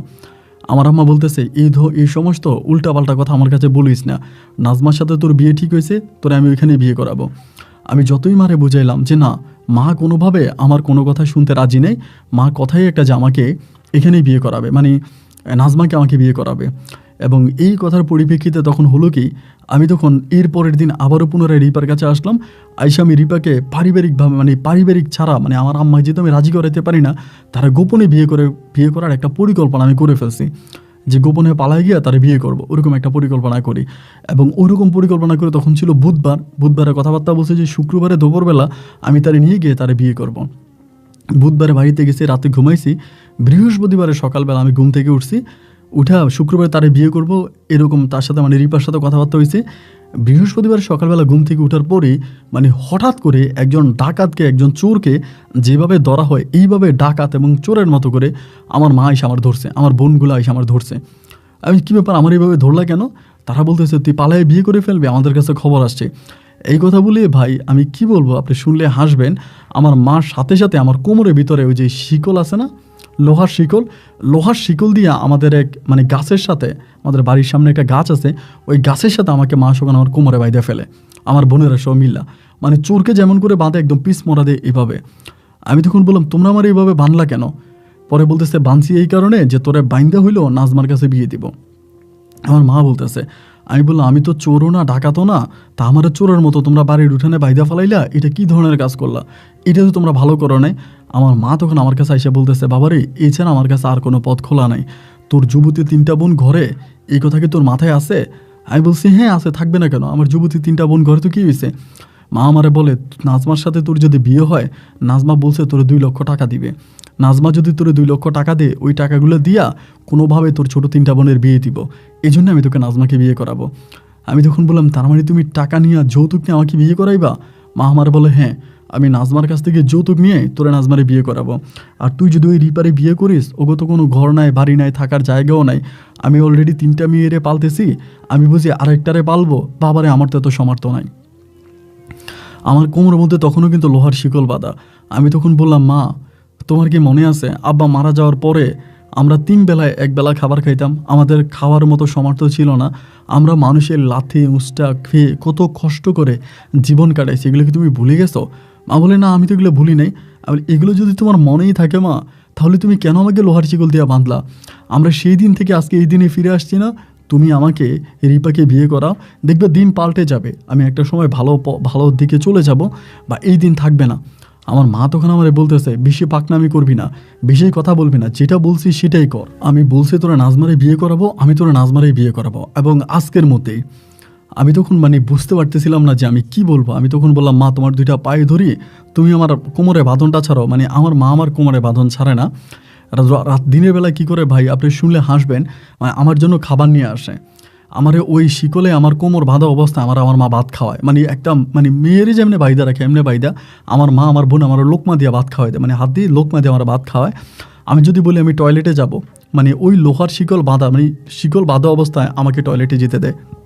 এবং ওই গাছের সাথেই টয়লেট ছিল, আমি ওই টয়লেটে যাইতাম, কিন্তু লোহার শিকল বাঁধা থাকতো। এবং রাতের বেলায় আমার ওই গাছের নিচে বিছনা করে দিত যে এইখানে ঘুমা, মানে লোহার শিকল আমার কোমরে, আমি ঘুমাবো কী করে? মানে এরকম একটা অবস্থা যে আমি আমার মায়ের কোনোভাবেই বুঝাইতে পারতেছি না। আমার মা বোন মিলে আমাকে পাহারা দিচ্ছে, মানে 24 ঘন্টা আমাকে তারা চোখে চোখে রাখতেছে। এরকম করতে করতে প্রায় 2টা দিন কেটে গেল। এর মাঝে তাদের বিয়ের কথাবার্তা খুব ফাইনাল হয়ে গেল, এবং 2 দিন পর্যন্ত আমি এই গাছের নিচে আমার বাইধা রাখছে। মানে এমন একটা অবস্থা যা বলার মতো না। 2 দিন পরে হঠাৎ করে একদিন রিপা আসছে সকালবেলা আমাদের বাড়িতে। যেহেতু আমি যাই না, রিপা কার কাছ থেকে খবর পাইছে, আমার মা আমার এইভাবে বাইধা রাখছে, এবং খবর পাইয়া ও তখন আমার দেখার জন্য আসছে। এবং উঠানে আসার পর আমার আম্মা তখন ওকে গালাগালি শুরু করছে, খুবভাবে গালাগালি করতেছে। এই তুই আমার বাড়িতে কেন আসছিস? তুই আমার বাড়ি থেকে চলে যা। আমার বাড়িতে তুই ঢুকলি কেন? তোর এত বড় সাহস কী করে হলো? তুই আমার বাড়িতে আসছিস, তুই আমার বাড়ি থেকে বেরো। খুবভাবে রিপার সাথে আমার আম্মা তখন খারাপ ব্যবহার করতেছে। এবং রিপা তখন আমার আম্মুরে বলতেছে যে আপনি আমার সাথে এরকম কেন খারাপ ব্যবহার করতেছেন? আপনি কী হয়েছে বলেন। তারপরে আমার মা তখন রিপার কাছে বলতেছে যে দেখ, আমার ছেলে আর আমি নাজমারে বিয়ে করাবো। নাজমা বলছে আমার 2 লক্ষ টাকা দিবে, এবং 2 লক্ষ টাকা যদি নাজমা আমারে দেয় তাইলে মনে কর আমি করব, এটা করব। নাজমাকে আমার ছেলেকে বিয়ে করাবো, আমি তোরে বিয়ে করাবো না। আমি তোরে বিয়ে করাবো না, তোরে বিয়ে করলে আমি কিছুই পাবো না। পরে আমার সামনে রিপা তখন আমার আম্মারে বলতেছে যে আপনি কী চান, মানে আপনার ছেলেকে বিয়ে করায় কী চান? আমার আম্মা বলে 2 লক্ষ টাকা দিতে হবে। রিপা তখন বলে ঠিক আছে, আমি 2 লক্ষ টাকা দিব, আপনি আপনার ছেলেকে আমাকেই বিয়ে করান। আমি তখন রিপার মুখের দিকে তাকিয়েছি যে রিপা এগুলো কী বলে। আমি বলি রিপা তুমি কী বলো? তুমি 2 লাখ টাকা কোনোদিন চোখে দেখছো একসাথে? পরে আমারে বলতেছে তুমি চুপ করো। পরে আমার আম্মারও বলতেছে কিন্তু আমার একটা কথা আছে, আপনি আমাকে 2 মাস সময় দিতে হবে। আমি 2 মাসের মধ্যে যদি 2 লাখ টাকা ম্যানেজ করতে পারি, আমি 2 মাস পরে আমি এসে আপনার ছেলেকে বিয়ে করব। আর আমি আমার মায়ের কসম করে বলতেছি এই 2 মাস আমি আপনার ছেলের সাথে কোনো যোগাযোগ করব না, এবং এই 2 মাস আমি এলাকাতেও থাকবো না। আমি টাকা আনার জন্য এক জায়গায় যাব, ওখান থেকে আমি 2 মাস পরে আমি 2 লাখ টাকা নিয়ে আসবো। 2 লাখ টাকা এনে আমি আপনার ছেলেকে বিয়ে করব। কিন্তু আপনার কাছে অনুরোধ, আপনি এর আগে আপনার ছেলেকে কোথাও বিয়ে করাবেন না। আমি কথা দিচ্ছি আমি আপনার ছেলের সাথে দেখাও করবো না। আবু তখন এগুলো বলে আর কান্না করতেছে। মানে আমি তখন অবাক হয়ে গেলাম যে 2 লাখ টাকা ও কোথায় পাবে? একটা মেয়ে যদি কেউ খারাপ মনে করবে না, কোনো খারাপ কাজও করে, তাও তো মাসে 2 লাখ টাকা ইনকাম করতে পারবে না। আরও গাইবান্ধার প্রত্যন্ত এলাকার নিম্নবিত্ত পরিবারের একটা মেয়ে, ও এখন কোথায় যাবে? এই কথা বলে ও তখন চলে গেছে, ওখান থেকে কান্না করতে করতে চলে গেছে। আমার মারে আমি বললাম যে মা এটা তুমি কী করলা? মা আমারে বলে, এবার মা আমাকে তখনও কিন্তু ছাড়ে নাই। আমার মা বিকেলের মধ্যে ওই বাড়িতে গিয়ে খবর নিছে নাজমা নাকি রিপা নাকি তার বেডিংপত্র কাপড় চোপড় নিয়ে কই জানি চলে গেছে। এবং রিপা চলে যাওয়ার পরে যেহেতু রিপা বাড়ি থেকে চলে গেছে, এরপর আমার আম্মা আমার কোমরের বাঁধন খুলছে এবং আমার পাহারা দেওয়া বন্ধ করছে। আমার এই খুইলে আমার আম্মা তখন বলতেছে এই যেহেতু রিপা চলে গেছে, এই মেয়ে খারাপ কোনো কাজের উদ্দেশ্যে চলে গেছে, খারাপ কাজ করে টাকা ইনকাম করবে, তা ওই মেয়ের তুই বিয়ে করবি না, তুই নাজমারে বিয়ে করবি, নাজমার সাথে তোর বিয়ের কথাবার্তা আমি ফাইনাল করে ফেলবো। আমি বললাম মা তুমি না রিপারে কথা দিয়েছিলা 2 মাস তুমি আমাকে বিয়ে করাইবে না, 2 মাস পরে যদি রিপা 2 লাখ টাকা নিয়ে আসতে পারে তাহলে তুমি রিপারে আমারে বিয়ে করাবা, তো তুমি এটা কথা দিছিলা, এখন তুমি আমারে কেন নাজমারে বিয়ে করাইবা? আমার আম্মা বলে আরে এই মেয়ে আর আসবে না, এই মেয়ে একটা ভাওতামি করে এখান থেকে চলে গেছে, এই মেয়ে আসবে না, 2 লাখ টাকা এই মেয়ে কোথায় পাবে? আমি বলি মা কোথায় পাবে এটা তো আমিও জানি না, তুমিও জানো না, 2টা মাস অপেক্ষা করো, 2 মাসে তো আর নাজমা হারাই যাবে না, নাজমা তো আছেই, প্রয়োজনে নাজমার সাথে তুমি কথাবার্তা ঠিক করে রাখো। আমার আম্মা বলে আচ্ছা ঠিক আছে। এই কথা বলার পরে আমার আম্মা তখন নাজমাকে কী করে হ্যাঙ্গিং অবস্থায় রেখে দেয়, কথাবার্তা বলে রাখে, কিন্তু রিপার জন্য অপেক্ষা করে। আর আমিও গোপনে গোপনে রিপারে খুঁজতে শুরু করেছি ও কোথায় গেল। সত্যিকার অর্থে আমি যদি রিপার সন্ধান পাইতাম, আমি কিন্তু আমার মায়ের চোখে ধুলাতে আমি কিন্তু রিপারে বিয়ে করে ফেলতাম। যে আসলে কোথায় গেছে, আমি বিশ্বাস করেন এমন কোনো জায়গা নাই যে আমি ওরে খুঁজি নাই। ওর আত্মীয় স্বজনের বাড়ি, এই বাড়ি, ওই বাড়ি, অনেক জায়গায় আমি ওরে খুঁজছি, আমি কোথাও ওরে পাই নাই। এবং কোথাও ওকে না পাওয়ার পরে প্রায় 2 মাস অতিবাহিত হওয়ার 3 থেকে 4 দিন আগেই হঠাৎ করে রিপা থেকে জানি বাড়িতে আসছে। এবং বিগত দিনগুলোতে আমার এত যে কষ্টে আমার সময়গুলো কাটছে আমি আপনাকে বলে বোঝাতে পারবো না। আমি প্রতিদিন ওর জন্য কান্না করতাম, প্রতিদিন ওর বাড়ির উঠানে যাইতাম, ওর মায়েরে বলতাম, ওর বোনদের বলতাম ও রিপা আসছে কিনা, আসছে কিনা, ওরা বলে যে না আসে নাই, কোথায় চলে গেছে। এবং ও আসছে খবর পেয়ে আমি দৌড়ে ওর বাড়িতে গেছি। ওর বাড়িতে যাওয়ার পর ও আমার দেখে একদম জ্বরে ধরে চিৎকার করে কান্না করতে শুরু করছে। আমি তখন বললাম রিপা তুমি 2টা মাসের জন্য কোথাও হাওয়া হয়ে গেলা। ও আমাকে বলে তোমার আম্মাকে বলো বিয়ের দিন তারিখ ঠিক করতে। আমি বললাম যে বিয়ের দিন তারিখ ঠিক করতে আমার আম্মারে বলবো? বলে হ্যাঁ তোমার আম্মারে বলো। আমি এসে আম্মারে বললাম যে আম্মা এমনি এমনি রিপা বলতেছে যে বিয়ের দিন তারিখ ঠিক করার জন্য রিপা নাকি তোমার টাকা ম্যানেজ করছে। এরপর আমার আম্মা যায় রিপার সাথে কথা বলার জন্য। কথাবার্তা বলার পরে গেলে পরে রিপা তখন আমার আম্মারে বলে যে আন্টি ঠিক আছে, আমি এই হৃদয়ে বিয়ে করব, তবে আমি নগদ টাকা দিতে পারবো না, আমি 2 লক্ষ টাকার গয়না নিব, আমার কানে গলায় মিলে আমি 2 লাখ টাকার গয়না নিয়ে যাব, আমি আপনাকে নগদ টাকা দিয়ে আমি ওর কাছে বিয়ে বসবো না। মানে আমার আম্মা বলে হ্যাঁ গয়না দিলে দিবি, সমস্যা নাই, ওই গয়না দিলেও আমি তোরে বিয়ে করে আনবো। পরে রিপা বলতেছে ঠিক আছে, আমি গয়নাই দিব, গয়না দিয়ে আপনার ছেলের কাছে বিয়ে বসবো। এই কথা আমার আম্মা বলে। আমার আম্মা বলার পরে যাই হোক এখানে কথাবার্তা হওয়ার পরে মা তখন এসে আমার বলতেছে যে এই ঘটনা। আমি বললাম মা 2 লাখ টাকা হোক বা 2 লাখ টাকার গয়না হোক, এগুলো কোথায় পাইলো, কোত্থেকে আনছে? আমার আম্মা বলে এই মেয়ে কোত্থেকে আনছে বা কোথায় থেকে পাইছে এটা তো আর আমি জানি না, এখন ওইটা আল্লাহ জানে আর এই মেয়ে জানে, আমি কিছু জানি না। পরে হলো কি, এই ঘটনার পরে তখন আমার আম্মা বিয়ের দিন তারিখ ঠিক করলো, এবং বিয়ের দিন তারিখ ঠিক করার পরে এই রিপার সাথে আমার তখন বিয়ে হলো। আর গয়নাগাটি নিয়ে আমার আম্মার সাথে কী কী কথা হয়েছে এটা আমি জানি না, তবে বিয়ের আগের দিন রিপা আমার আম্মাকে একটা কথা বললো এইটা যে আম্মা আমি যে মানে গয়নাগুলো দিতেছি, এই গয়নাগুলো যে স্বর্ণের, এইটা আপনি কারো কাছে বলবেন না, যে গয়নাগুলো দিয়ে আমি হৃদয়কে বিয়ে করতেছি, এই গয়নাগুলো যে স্বর্ণের, এটা আপনি কারো কাছে বলবেন না, আপনি সবার কাছে বলবেন যে এই গয়নাগুলো মানে স্বর্ণের না, এগুলো ইমিটেশনের, মানে নকল স্বর্ণ, এটা বলবেন। তো আমি মায়েরে বললাম যে রিপা এটা বললো, তুমি এটা মানলা কেন? আমার আম্মা বলে হ্যাঁ মানছি, মানার কারণও আছে, তোরে পরে বলবো। এখন রিপার সাথে আমার আম্মার কী ধরনের কথাবার্তা হচ্ছে বা তারা কী ধরনের পরিকল্পনায় যাচ্ছে বা তারা কী করতেছে, মানে এটা তো ভাই আর আমার মাথায় আসতেছে না বা আমি বুঝিও না। যাই হোক রাতের বেলায় সব কিছু ঠিক হলো, রিপার সাথে দিনের বেলা আমার বিয়ে হলো, এবং বিয়ে হওয়ার পর রিপা তখন বাড়িতে আসছে, এবং আসার পরে সন্ধ্যার সময়ে আমার মা করলো কি, রিপার কানে গলায় যা ছিল সব খুলে নিয়ে গেছে সন্ধ্যার দিকে, এবং কানে গলায় সব কিছু খুলে আমার আম্মা নিয়ে গেল। এবং নিয়ে যাওয়ার পর আমি রিপারে বললাম যে কী ব্যাপার, এগুলো সব আম্মাকে দিয়ে দিলা? বলে হ্যাঁ এগুলো না দিলে তো তোমার আম্মা আমাকে বিয়ে করাবে না, তুমি তো আর আমাকে বিয়ে করো নাই, আমি টাকা দিয়ে তোমার বিয়ে করছি, ওইরকম করে বলতেছে। তো যাই হোক ওর সাথে আমার বিয়ের সাথে হয়ে রাতের বেলা আমাদের বাসর হবে। বাসর ঘরের ভিতরে যেটা হলো, ও আমাকে বলে যে তুমি আমার শরীরে হাত দিও না বাসর ঘরে। আমি বললাম কেন, আমি তোমার শরীরে হাত দিব না কেন? আমাকে বলে দিও না, আমার শরীরে পরে হাত দিও। তো আমার ভিতর তখন একটা সন্দেহ লাগে, মানে খারাপ লাগারই কথা। তা যেহেতু বিয়ে করছে আমি আর কিছু বললাম না, রাতটা কাটাই দিলাম। এবং পরের দিন ও তখন করলো কি, ওদের বাড়ি থেকে লোকজন আসছে, ওর মা বোন আরও কয়েকজন আসছে, ওরা খাওয়া দাওয়া করলো, চলে গেল। অ্যান্ড এভাবে তখন রিপা আমার সাথে থেকে গেছে। প্রায় আমি বিয়ে করার 1 মাস পর্যন্ত ও ওর গায়ে আমাকে হাত দিতে দেয় নাই। প্রতিটা রাতেই যখন আমি ওর গায়ে হাত দিতে যাই, ও আমারে বলেছে না তুমি আমার শরীরে হাত দিও না, আমি বলবো কখন আমার শরীরে হাত দিবা। এই কথা বলে আরও 1 মাস এই দিক দিয়ে কাটাই দিছে।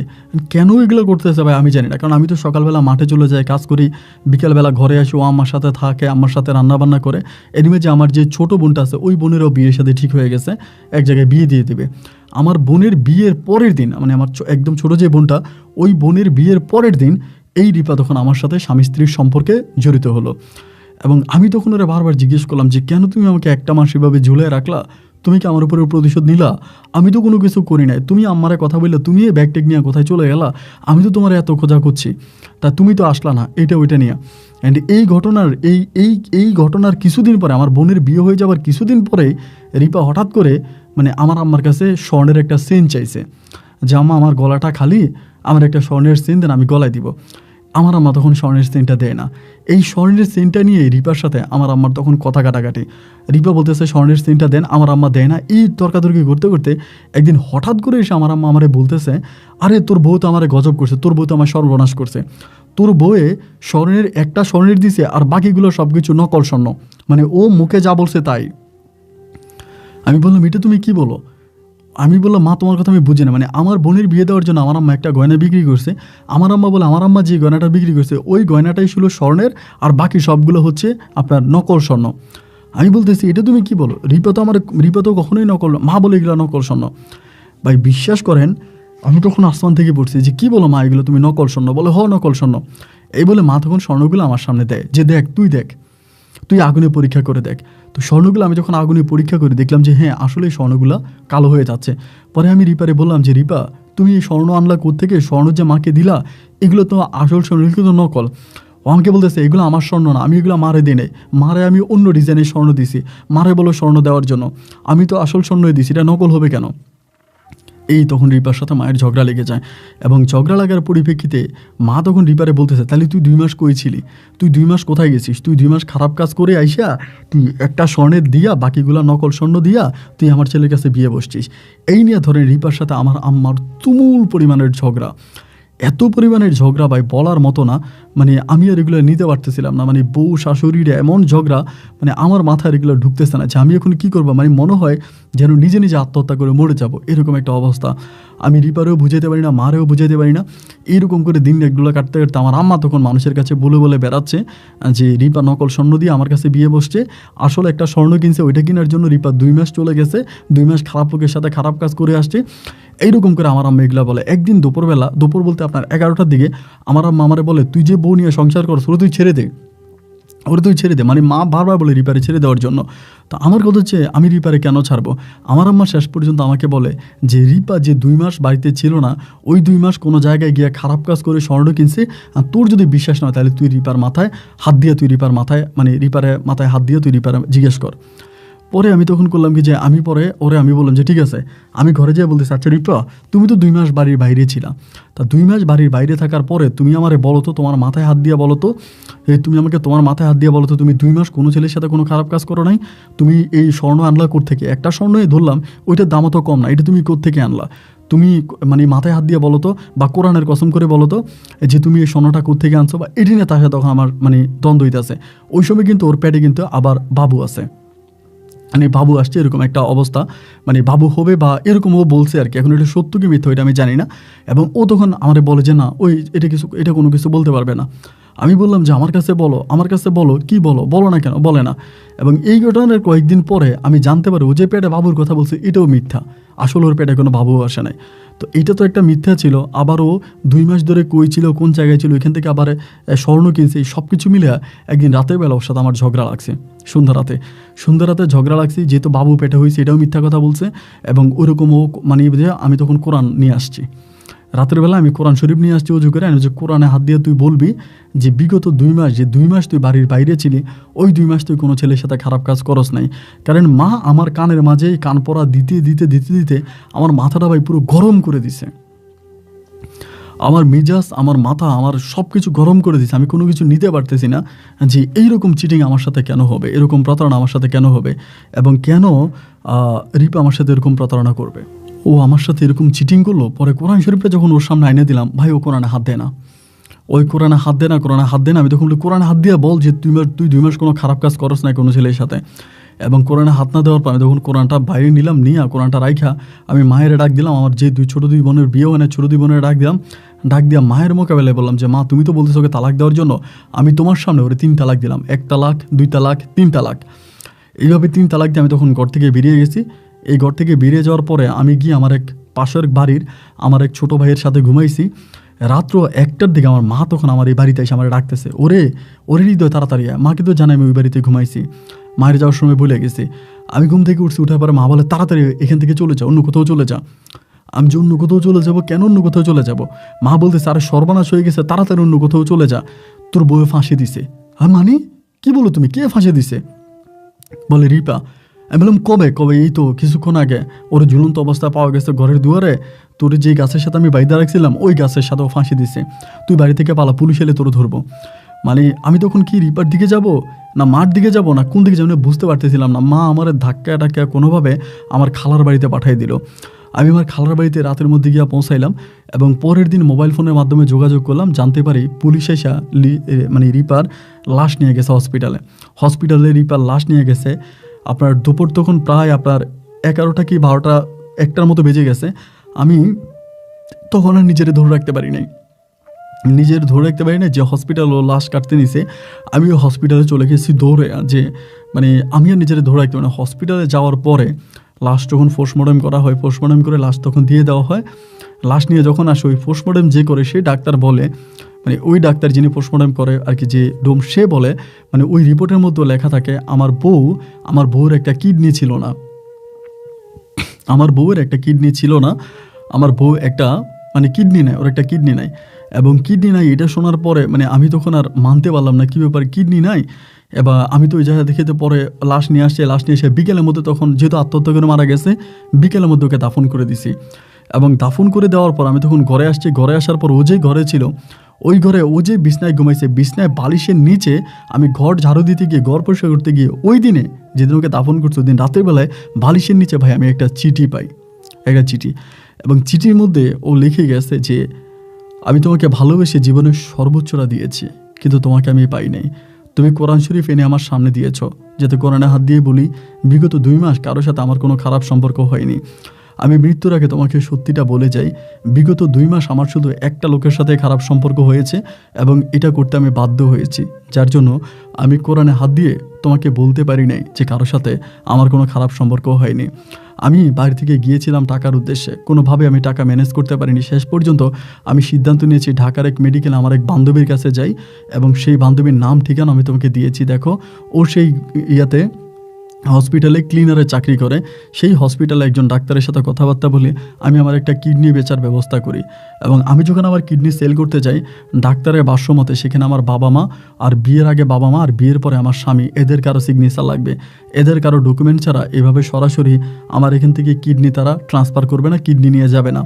এই জন্য আমি আমার বাবা মাকেও জানাইতে পারতেছিলাম না, তোমাকেও জানাইতে পারতেছিলাম না। শেষ পর্যন্ত ওই ডাক্তারকে ম্যানেজ করার জন্য আমাকে যেটা করা দরকার আমি সেটা করতে আমি বাধ্য হয়েছি। এটা করার পরেই ডাক্তার আমার অপারেশন করেছে এবং আমার একটা কিডনি নিয়ে গেছে। আর ওই কিডনি বিক্রির টাকা দিয়ে আমি আসছি, এবং আমি আসার সময় স্বর্ণগয়না কিনে নিয়ে আসছি। আমি বিয়ে করব, আমার স্বামীর কাছে যাব, এই জন্য আমি নিজের টাকা দিয়ে স্বর্ণ কিনে বাড়িতে আসছি। তো আমি তোমার মাকে যে স্বর্ণগুলো দিয়েছিলাম এগুলো সবই অরিজিনাল ছিল। আমি তোমার মাকে কোনো নকল স্বর্ণ দিই নাই, আমি কোনো নকল স্বর্ণ দিই নাই। এবং বিয়ের আগে তোমার মা প্রতিটা স্বর্ণ আগুনে পুড়িয়ে আমার কাছ থেকে চেক করে নিয়ে গেছে। বিয়ের পরে তোমার আম্মা আমাকে তোমার সংসার করাবে না বলেই বলতেছে স্বর্ণগুলো নকল। যদি পারো আমাকে মাফ করে দিও। এই সমাজে আমার মতো মানুষের বেঁচে থাকার কোনো অধিকার নাই। আল্লাহ গরিব করে আমাকে জন্ম দিয়েছি, এটাই আমার পাপ। আর সেই পাপে পাপিষ্ট হয়ে আমি এই বয়সে দুনিয়া ছেড়ে চলে গেলাম। চিঠিটা পাই আমি বুকে জড়িয়ে ধরে চিৎকার করে ওর কবরের কাছে মধ্যরাতে গিয়ে কান্না করতে শুরু করলাম। আমি শুধু একটা কথাই বললাম যে তুমি একবার ফিরে আসো। আমাকে এই কথাগুলো তুমি আগে কেন বললা না? কেন তুমি আগে আমাকে বললা না? কেন তুমি আমাকে আগে জানাইলা না? কেন তুমি চলে গেলা? এবং এর পরের দিনে হঠাৎ করে, মানে এই সারাটা রাত আমি কবরে থাকি। পরের দিন 8টা বাজে আমি বাড়িতে আসা মাত্রই আমাকে পুলিশে ধরে নিয়ে যায়। পুলিশ আমাকে ধরে নিয়ে যায়। পুলিশ ধরে নিয়ে যায় কারণ হচ্ছে পুলিশ বলতেছে যে তার নাকি, মানে আমার ওয়াইফের নামে হসপিটাল থেকে মামলা হয়েছে। কে মামলা করছে? যে আমি আমার ওয়াইফকে মানে টর্চার করছি, মানসিকভাবে মারছি, অত্যাচার করছি, যার জন্য আমার ওয়াইফ আত্মহত্যা করছে। সেই মামলায় আমাকে তখন ধরে নিয়ে যায়, কিন্তু আমার শ্বশুর শাশুড়ি কেউ মামলা করেনি। রিপার মা বা রিপাদের বাড়ি কেউই মামলা করেনি। কিন্তু এরপরেও পুলিশ আমাকে কেন ধরে নিয়ে গেল আমি না জানি না। এবং ধরে নিয়ে যাওয়ার পরে আমি ওইখানে থানাতে প্রায় আপনার 2 মাসের মতো ছিলাম। 2 মাস আমাকে আটকায় রাখে, এবং 2 মাস আটকে রাখার পরে 2 মাস পরে আমাকে থানা থেকে ছেড়ে দেয়। এবার 2 মাস পরে যখন আমাকে থানা থেকে ছাড়ার পরে আমি দেখতে পাই রিপা, মানে আমার মা খালি রিপার কবরে চারপাশে ঘুরে আর বলে কই রাখলাম, মানে পাগলামি করে। এবং পরে অনেকেরই জিজ্ঞেস করে যে কী হয়েছে, মানে আমি তো জেলে ছিলাম, আমিও শুনতে পাই নাই। এবং আমাদের এলাকার লোকের মাধ্যমে জানতে পারি রিপা নাকি প্রতি রাতে এসে আমার আম্মাকে মারতো। মানে রিপার আত্মা প্রতি রাতে এসে আমার আম্মাকে মারতো, আমার আম্মুর গায়ে হাত তুলতো। এবং মা এগুলো সহ্য করতে না পেরে বলতো আমার গয়না আমাকে দিয়ে দে, আমার গয়না আমাকে দে। একদিন রাতের বেলায় নাকি রিপার কবরের উপরে মা সমস্ত গয়নাঘাটিগুলো রেখে আসে, এবং রেখে আসার পরের দিন আমার আম্মা গিয়ে আর গয়না ওইখানে পায় না। এবং গয়না না পাওয়ার পরেও ওই গয়না খুঁজতে আমার মা আজকে 15-16 দিনের মতো পাগল। এই কথা আমি আমার এলাকার লোকজনের মাধ্যমে জানতে পারি। আমার মায়ের উপর তখন অনেক রাগ, অনেক অভিমান, মা কেন এটা করলো। মা পুরিয়ে পাগল হয়ে গেছে তখন, মানে একদম কাপড় চোপড় খুলে কবরের মধ্যে শুধু রিপার কবরে খোঁজে আমি কই রাখলাম, কে নিল, খালি এগুলো করে, মানে পুরোপুরি পাগল হয়ে যায়।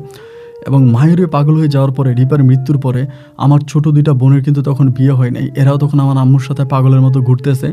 অ্যান্ড এইরকম করতে আমার অবস্থা একটা সময় এরকম হয়েছে, আমি খাওয়া দাওয়া করি না, ঘুমাই না, মানসিকভাবে অনেকটা ভেঙে পড়ছি। আর আমার যে ছোট 2টা বোন ছিল তাদেরকে নিয়েও গ্রামের মানুষ নানান ধরনের কথাবার্তা বলতেছে। আমার যে ছোট 2টা বোন ছিল তারা যথেষ্ট ভালো ছিল। আমার বোনগুলো 5 ওয়াক্ত নামাজ পড়তো।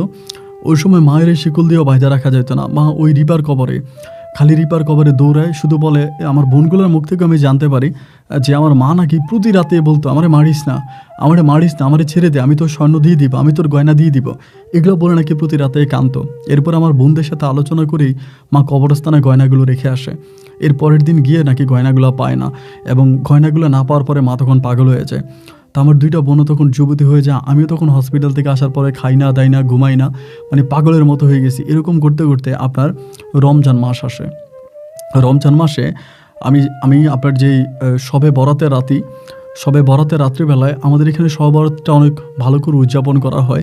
শবে বরাতের রাতের বেলায় আমি তখন সারাটা রাত আল্লাহর কাছে কাঁদলাম।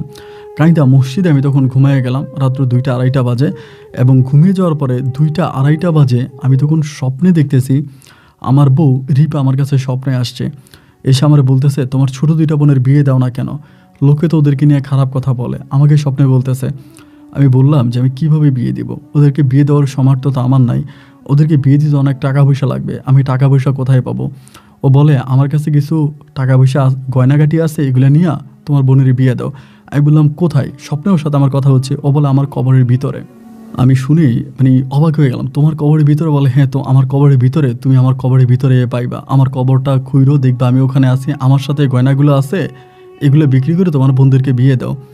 এই কথা বলে তখন ও আমার স্বপ্নটা ভেঙে গেল। ভেঙে যাওয়ার পরে রাত তখন 3টা বাজে, আমি স্বপ্ন ভাঙার পরে উঠলাম, উঠে দেখি সবাই নামাজ পড়তেছে। তখন ওই মুহূর্তে আমাদের ইমাম সাহেব তখন ওই মসজিদের ঘরের মধ্যে আছে, মানে উনি ওনার রুমে চলে গেছে। আমি কি মসজিদের রুমে ইমাম সাহেবকে ডাকতেছি, ও হুজুর উঠেন, কথা আছে। ডাক দেবো, হুজুর তখন উঠলাম, বলে যে হুজুর এই ঘটনা। হুজুর বলে আপনার মায়ের ঘটনাটা আমি শুনেছি, আপনার মা যেটা বলছে এটা, আপনার মা এরকম একটা ঘটনা করছে, এরকম একটা স্বপ্ন আপনার মাও সবসময় দেখতো, আপনার মাকে ঘুমের ঘরে এসে মারতো, এবং আপনি এরকম একটা স্বপ্নে দেখছেন। আমার কাছে মনে হয় আপনি আপনার বউর কবরটা ঘুরে দেখেন যে ভিতরে কিছু আছে কিনা। আমি বলছি ভাই আমার বউয়ের কবরের জন্য, আমি গয়নার জন্য আমার বউয়ের আমি কবর খুলবো না। উনি বলে আপনি কবর খোলেন এবং কবর খুলে দেখেন আপনি কিছু পান কিনা, যেহেতু আপনার বউ আপনাকে নিজে বলছে আপনি কবর খুললে কোনো সমস্যা হবে না। আমি বললাম না ভাই, আমার বউর আত্মায় কষ্ট পাবে, আমি কবর খুললাম না। এরপরে রাতের বেলায় আমি সেমভাবে আবারও স্বপ্নে দেখলাম, ও আমাকে সেম কথাই বলতেছে, কবর থেকে গয়নাগুলো নিয়ে যাও, ওগুলো বিক্রি করে তোমার বোনের বিয়ে দাও, তুমি কিছু একটা করো। এই কথাগুলো আমাকে আবারও বললো, এবং বলার পরে আমি তখন করলাম কি, আমার ইমাম সাহেবকে আবার জানালাম। পরে ইমাম সাহেব আমাকে মুয়াজ্জিন সহ বললো ভাই আপনি কবর করেন, আমরা আসি। এবার ইমাম সাহেব, মুয়াজ্জিন, আমি সহ আমাদের গ্রামের আরও কয়েকজন লোক মিলে আমি তখন একদিন দুপুরবেলা আমার বউর কবর করার জন্য প্রস্তুতি নিলাম, এবং কবর খুঁড়তে খুঁড়তে আমার বউর কবর করলাম। করার পরে আল্লাহ আকবার, আল্লাহ সাক্ষী, এবং আমার এখানে যে লোকগুলো ছিল আমি আপনাকে অনেকেরই ফোন নাম্বার দিয়েছি, আপনি যোগাযোগ করে দেখবেন যে আমার বউয়ের কবর খোলার পরে আমার বউয়ের কবরের ভিতরে আমি তখন একটা লাল কাপড় মানে পেঁচানো অবস্থায় আমার বউয়ের লাশের উপরেই আমি তখন এই স্বর্ণের পোটলাটা পাই। ওখানে অনেকগুলো গয়নাগাটি ছিল, আমি স্বর্ণের পোটলাটা পাই। ইভেন আমরা যখন আমার বউকে দাফন করছিলাম তখন বউয়ের মুখটা আমরা খুলে দিয়েছিলাম, একটা লাশ দাফন করার সময় মুখটা খুলে দিতে হয়, বাঁধনগুলো খুলে মুখটা খুলে দিই। আমি দেখলাম যে আমার বউ মনে হয় যেন এখনও হাসি দিয়ে আছে, ওর পোস্টমর্টেম যে করছে দাগগুলো আছে, সেলাইগুলো আছে, এগুলো মনে হয় এখনও আছে, মানে এমন একটা অবস্থা মনে হয় যেন এই মাত্র দাফন করা হয়েছে। আমি এখানে আমার বউকে জড়াই ধরে কান্না করতে শুরু করি। ইমাম সাহেব, মুয়াজ্জিন সবাই আমাকে উপর থেকে ডাকতেছে যে আপনি উঠে আসেন, আপনি উঠে আসেন, এখানে যদি আপনি থাকেন আপনার বউয়ের আত্মায় কষ্ট পাবে। এবং আমাকে তখন তারা উঠে নিয়ে আসে, এবং আমি তখন পুনরায় আবারও উপরে বাঁশ দিই, এবং বাঁশ দেওয়ার পরে আমি মাটি দিই আমার বউকে আবারও, এবং আমার বউয়ের ওই গয়নাগাটিগুলো বিক্রি করে পরে আমি আমার ছোটো 2টা বোনের বিয়ে দিই। এবং আমি নিজে শেষ পর্যন্ত আমি চিল্লায় চলে যাই। চিল্লায় মানে আমি বিভিন্ন ধরনের আপনার মানে যেটাকে বলে তাবলিগ জমাতে ঢুকে যাই। আমি এখন পর্যন্ত তাবলিগ করি, বিভিন্ন জায়গায় যাই, তাবলিগ করে আমার বউর জন্য দোয়া করি। এখনও আমি মাঝে মাঝে আমার বউকে আমি স্বপ্নে দেখি, রিপাকে আমি স্বপ্নে দেখি, রিপার সাথে এখনও আমার মাঝে মাঝে স্বপ্নে দেখা হয়। এবং এই তাবলিগ জমাতে আসার পরে আমি আপনার গল্পগুলো মাঝে মাঝে শুনতাম, কিছু কিছু গল্প আমার কাছে ভালো লাগতো, এবং সেখান থেকে আমি নেত্রকোনার একটা মসজিদে বসে আমি আপনাকে আমার কথাগুলো লিখলাম। যদি পারেন আপনি আমার কথাগুলো রেকর্ড করবেন। আমি আপনার অনেক বড় একজন ভক্ত, এখন আমার মোটামুটি অনেকটা বয়স হয়েছে, আমি তাবলিগ জমাতের সাথে আছি, এবং মৃত্যু পর্যন্ত ওই তাবলিগ জমাতেই থেকে যাব। আমি আর বাড়ি ঘরে যাই না। আমার একটা বোনকে আমি ঘর জামাই বিয়ে দিয়েছি, আর একটা বোনকে আমি দূরত্বে বিয়ে দিয়েছি। আমার 2টা বোনে ভালো অবস্থানের মধ্যে আছে। আপন ভাই আপনি ভালো থাকবেন। আসসালামু আলাইকুম।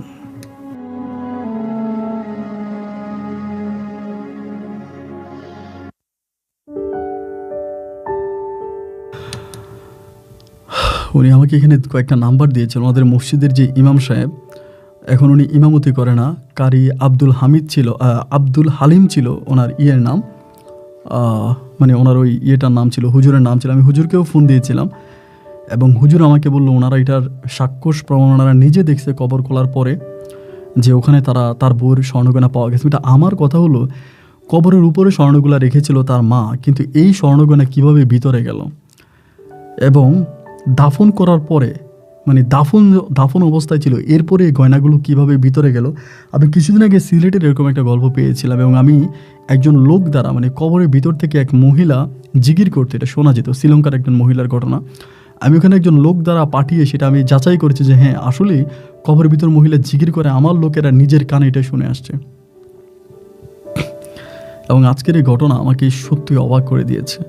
মানুষের মৃত্যুই তার জীবনের শেষ নয়, মৃত্যু শুধুমাত্র একটা পরিবর্তন, মৃত্যুর পরে মানুষের জীবনের আসল জীবন শুরু হয়।